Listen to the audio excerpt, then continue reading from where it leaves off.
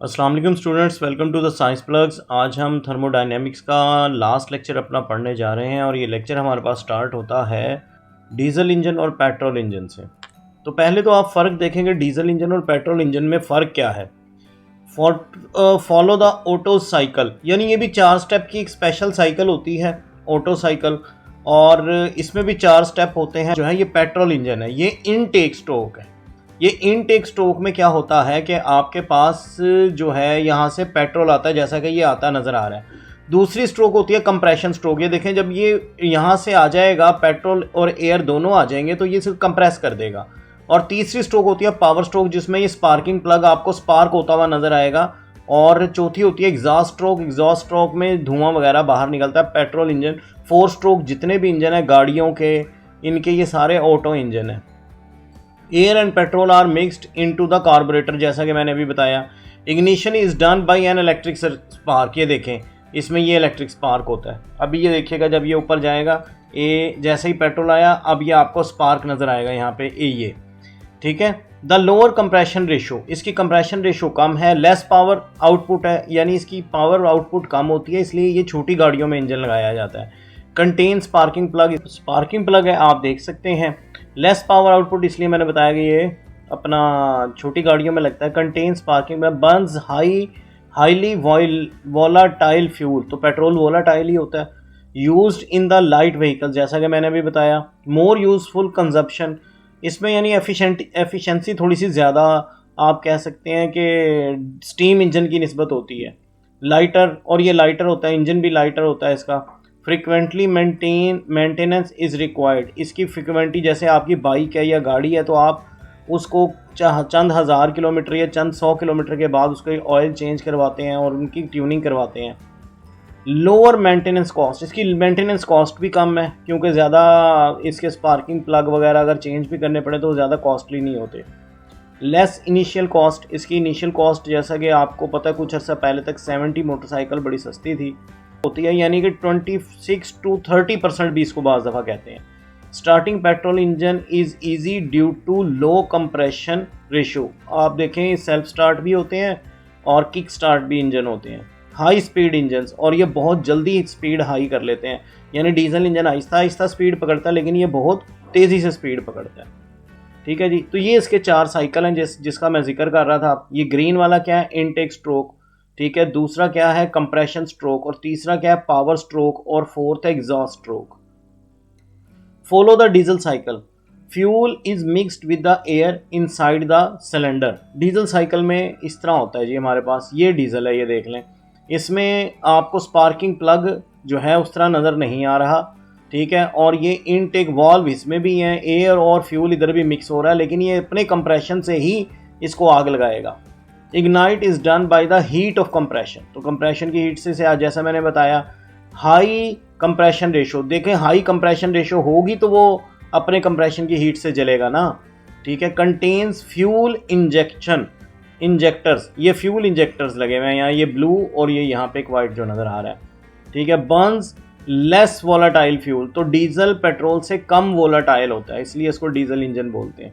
Used in a heavy vehicles, जितनी भी commercial गाड़ियाँ उनको ज़्यादातर हैवी इसलिए रखा जाता है कि इसकी एफिशिएंसी भी ज़्यादा होती है और ये पावरफुल इंजन होते हैं। लेस फ्यूल कंजप्शन, मैंने अभी बताया कि अगर लेस फ्यूल कंजप्शन है तो एफिशिएंसी ज़्यादा होगी। हैवियर, और ये हैवी ड्यूटी इंजन होते हैं। लेस फ्रिक्वेंटली मेंटेन, इसकी मेंटेनेंस भी आपको इतनी फ्रिक्वेंटली रिक्वायर्ड नहीं होती, बस ऑयल चेंज वगैरह कराते रहे इंजन ऑयल, और ये काफ़ी अरसे तक चलता रहता है। हायर मेंटेनेंस कॉस्ट, लेकिन जब इसको मेंटेन करवाना होता है तो इसकी मेंटेनेंस कॉस्ट ज़्यादा है, इसके पार्ट्स वगैरह और बाकी चीज़ें जो इसमें इंजेक्ट होती हैं वो ज़्यादा महंगी हैं। मोर इनिशियल कॉस्ट, इसकी मोर क्योंकि कमर्शियल गाड़ी है ना तो बड़ी होगी, तो इनिशियल कॉस्ट इसकी ज़्यादा होती है इस इंजन की। The thermal efficiency is about 40%, जैसा कि मैंने अभी बताया था आपको। Starting of the diesel engine is slightly difficult due to higher compression ratio compare to the petrol engine, और वो ज़रा इजीली हो जाता है, मैंने बताया। लो स्पीड इंजन, ये आहिस्ता आहिस्ता स्पीड पकड़ते हैं। नेक्स्ट देखते हैं जी, नेक्स्ट हमारे पास है टेम्परेचर कन्वर्जन्स है। तो ये तो बड़ी सिंपल सी है, देखिए केल्विन टू, अगर आपने सेल्सियस को केल्विन में करना हो तो आपको 273 इसमें ऐड करना पड़ेगा सेल्सियस में, और अगर केल्विन -2 सेल्सियस करना हो तो फिर वही माइनस करना पड़ेगा। फ़ारेनहाइट के लिए भी फार्मूला है, -2 फ़ारेनहाइट के लिए भी फार्मूला है, ये फ़ारेनहाइट टू सेल्सियस के लिए है, फ़ारेनहाइट टू केल्विन के लिए भी लिख दिया, ये ज़रा गौर करें, और केल्विन टू फ़ारेनहाइट के लिए भी लिख दिया। तो ये फार्मूले आपने याद रखने हैं, क्योंकि ये कन्वर्जन न्यूमेरिकल में ऑब्जेक्टिव में बहुत ज़्यादा वो पूछ लेता है बात। और ये आप उसका टेबल भी देख सकते हैं टेम्परेचर स्केल्स का। केल्विन में जो बॉइलिंग पॉइंट ऑफ वाटर है एट सी लेवल वो 273 है, सेल्सियस में 100 है, और फ़ारेनहाइट में यही बॉइलिंग पॉइंट 212 है। और इसी तरह इसका जो रूम टेम्परेचर 293 होगा, ये सेल्सियस में 20 होगा और फ़ारेनहाइट में 68 होगा। और मेल्टिंग पॉइंट या आप इसको कह सकते हैं फ्रीजिंग पॉइंट, वो 273 है केल्विन में, 0 है सेल्सियस में और 32 है फ़ारेनहाइट में। और इससे नीचे वाली लिमिट्स भी मैंने लिख दी हैं। और अंटार्कटिका में जो सबसे लोएस्ट टेम्परेचर नोट किया गया वो भी लिखा गया। तो ये टेबल आपको ऑब्जेक्टिव में काफ़ी हेल्प करेगा। नेक्स्ट देखते हैं जी, हमारे पास टॉपिक है एंट्रोपी। एंट्रोपी क्या है? The measurement of disorder is known as entropy. यानी डिसऑर्डर किस चीज़ का? हीट का। ठीक है, याद रखिएगा, डिसऑर्डर का मतलब है, आप यूँ समझ लें इसको कि आपने दस्तरखान लगाया, वो बड़ा खूबसूरत सजा हुआ है, दस्तरखान अभी बहुत खूबसूरत सजा हुआ है, लेकिन जब आप खाना खा चुके और खाना खाने के बाद आपने जो है दस्तरखान को देखा तो उसकी जो है हालत ही कुछ और होगी। खाना बहुत अच्छे से सजा हुआ था तो एंट्रोपी ज़ीरो थी, लेकिन जब आपने खाना खा लिया तो उसके बाद क्या हुआ कि एंट्रोपी जो है वो मैक्सिमम हो गई। तो ये मेजरमेंट ऑफ डिसऑर्डर है असल में। और यहाँ पे डिसऑर्डर क्या है कि जो हीट हम सिस्टम में ऐड कर रहे हैं, यानी इन्वायरमेंट में ऐड कर रहे हैं, गाड़ियाँ चलने से हीट ऐड हो रही है, मशीनों के पार्ट्स आपस में टकराने से हीट ऐड, वो सब का सब डिसऑर्डर बढ़ा रहा है। It is a state variable like pressure temperature, ये भी एक स्टेट वेरिएबल है, प्रेशर टेम्परेचर वगैरह की तरह।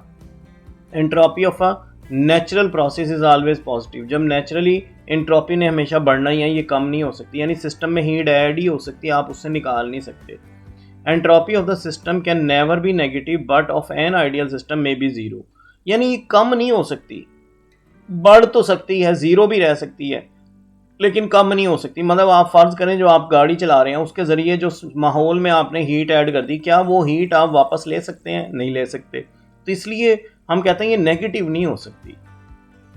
आप ये देखें, ये है बर्फ़ का पिघलना, कॉफ़ी का कप जब गर्म है और टायर से बर्स्ट होकर हवा का बाहर निकलना, ये सब एंट्रोपी बढ़ाने की एग्जांपल है। इसके अलावा आप देख सकते हैं, आप सर्दियों में अगर नहाने के लिए पानी गर्म करते हैं और उसमें ठंडे पानी में गर्म पानी मिलाते हैं तो वो भी सिस्टम की हीट को बढ़ा रहा होता है, एकदम भाप जब उठती है। तो और ये रैंडमनेस है, इसको रैंडमनेस भी बोलते हैं। तो ये सिस्टम की देखें, एंट्रोपी मैक्सिमम हुई हुई है, ये मॉलिक्यूल्स मैक्सिमम मिक्स्ड है, इनमें से कोई भी मॉलिक्यूल ऑर्डर में नहीं है। तो नेक्स्ट देखते हैं जी, it is a system absorbs और reject the heat delta Q. एक सिस्टम है जो या हीट एब्जॉर्ब कर रहा है या रिजेक्ट कर रहा है एट एब्सोल्यूट टेम्परेचर पे, टी पे। Change in entropy of the system क्या होगी? डेल्टा एस डेल्टा क्यू और डेल्टा टी, ये इसका फार्मूला है। आप याद रखिएगा, हम एंट्रोपी कैलकुलेट नहीं कर सकते बल्कि चेंज इन एंट्रोपी कैलकुलेट करते हैं। और इसके एसआई यूनिट क्या है? जॉल पर kelvin. Celsius is also given the relation between units. एक सेल्सियस, आप ये देखें सेल्सियस के क्लासियस भी इसको देता है, तो ये क्या हो जाएगा? 1 कैलोरी ओवर पर सेल्सियस। तो ये 1 कैलोरी किसके बराबर होता है? 4.1868 जॉल पर केल्विन। तो ये 1 कैलोरी और 1 जॉल पर केल्विन का रिलेशन है। एंट्रोपी ऑफ सेकेंड लॉ, फिर नेट चेंज इन एंट्रोपी क्या होगी? Q over T2 minus Q over T1। तो ये पॉजिटिव कब होगा? जब T1 T2 से ग्रेटर होगा। This shows that in all natural process where the heat flows from one system to another system there is always net increase in entropy। देखिए, हमेशा कुदरत का कानून ही ये है कि हमेशा हीट फ्लो करेगी हाई टेम्परेचर से लो टेम्परेचर की तरफ, तो ये हमेशा हीट को ये बढ़ाएंगे ही, कम नहीं आप कर सकते। जब ये हमेशा बढ़ेगी तो एंट्रोपी नेचुरल प्रोसेस की हमेशा पॉजिटिव ही होती है, यानी बढ़ती है, चेंज इन एंट्रोपी जिसको हम बोल रहे हैं।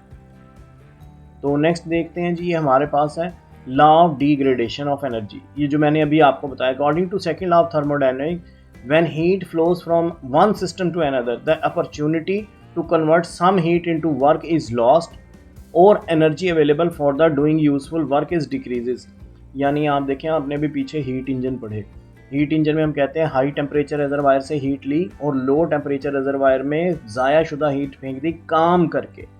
अब जो हीट आपने हाई टेम्परेचर रिजर्वायर से ली उसका 100% हिस्सा आप यूजफुल वर्क में कन्वर्ट नहीं कर सकते, जिसकी वजह से कुछ ना कुछ हीट लॉस आना ही आना है। ठीक है, तो इसी को कहते हैं heat law of degradation of energy, heat death. Since in all real processes entropy of universe increases, thus after a long time when the entropy of universe becomes maximum the temperature of all bodies becomes same। देखें जितने भी काम हो रहे हैं, जितनी भी bodies चल रही हैं, जितनी भी मशीनें चल रही हैं, जितना भी यूनिवर्स ऑपरेट हो रहा है, ये टेम्परेचर डिफरेंस की वजह से हो रहा है। अल्लाह ना करे कि सारे सिस्टम का टेम्परेचर सेम हो जाए, तो क्या होगा? At this stage, the flow of heat from one body to another is stopped.